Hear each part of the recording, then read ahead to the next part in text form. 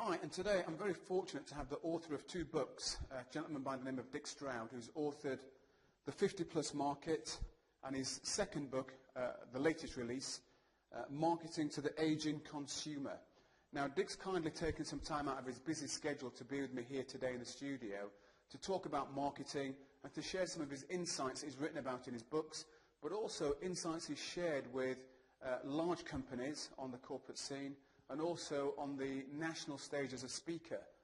Not only that, Dick is also a visiting lecturer to many of the top business schools in the UK. As I say, he's spoken on the international circuit as well. So I feel very privileged and fortunate to have him here today. And I think listening to this interview is going to help you to maybe look at your marketing from a slightly different angle. So go ahead, have a listen, and don't forget to leave a comment about the interview at the end. Thanks. So, good morning, Dick. Thank you for taking the time out for being here this morning. I know you're a busy man. You've got a lot to do. You're writing books, you're giving talks all over the place. The purpose of today's, interview really is to discuss three key areas that I see for personal trainers, which are, first of all, the business opportunities that there are for personal trainers out there. Looking at a technical area of sarcopenia, which you and I know, and I know the listeners will know about, and just how that's going to become more and more prominent in the future and why that's going to be the case. And then thirdly, taking a look at marketing and some of the tips that you can give trainers who are starting out, or maybe established trainers, or making their marketing even better. Yeah. So why don't we start off with the business opportunities that you see out there for trainers? Well, I guess there's sort of three things to think about. One, every day in the paper you're reading about population ageing. Yes. So very simply, there's just going to be more older people about, and less younger. Day in, day out, the changes are very small, but overall that adds up to will add up to a significant change in the population shape in terms of age profile. So just numbers.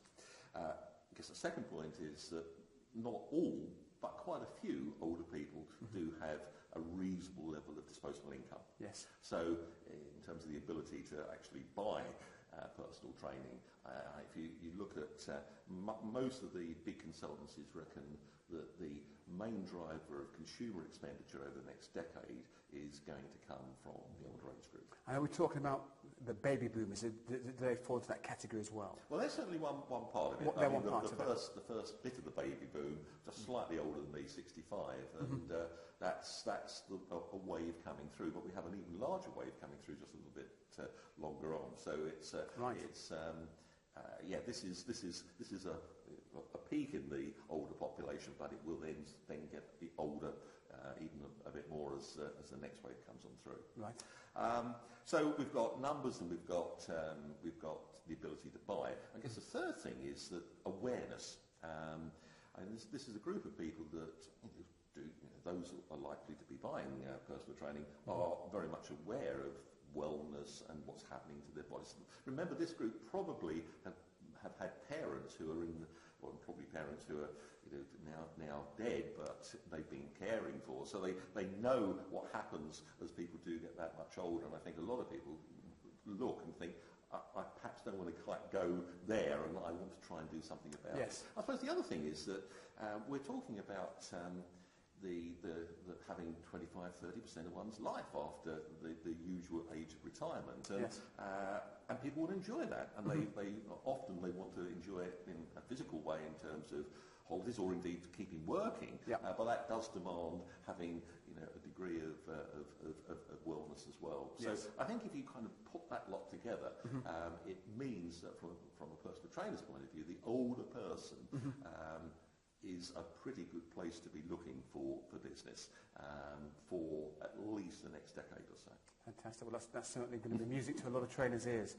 And the second area that I'd like to speak about today is that relating to sarcopenia, which is something that you and I know about, and again, I know the trainers listening to will know about that. But it's not quite as well known in society as, say, osteoporosis. Just tell me a little bit about why you believe it's going to become more and more prominent in the future, and what's going to drive that on.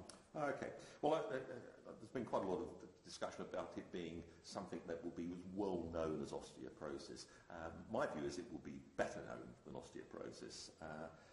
And the reason being is that a lot of large multinational companies see the opportunity to provide products, and we're talking now about food additive products, to try and help with muscle loss. Yes. So we're talking about companies the size of Nestle, we're talking about Danone, we're talking about Unilever, we're talking about Abbott. All of these companies see this as a significant area of business for them. Yes. And that means that the understanding of that subject is going to be better known because, of course, advertising and discussion in the press and what have you. So you're right, most people wouldn't know what sarcopenia is, have no idea, and it may never be known quite as sarcopenia, yes. but loss of muscle strength and muscle power, however it's going to be phrased, is something that older people are going to know a lot more about. Yes. And of course we know that it's so important, and I think it's part of the job of a personal trainer to just explain what it means, because I think most people think it's just loss of muscle definition, but of course it's digestion, it's all to do with power, it's all to do with the speed of muscle movement, it's all to do with the likelihood of falling core, all of those things, and it's something that affects so many parts of an older person's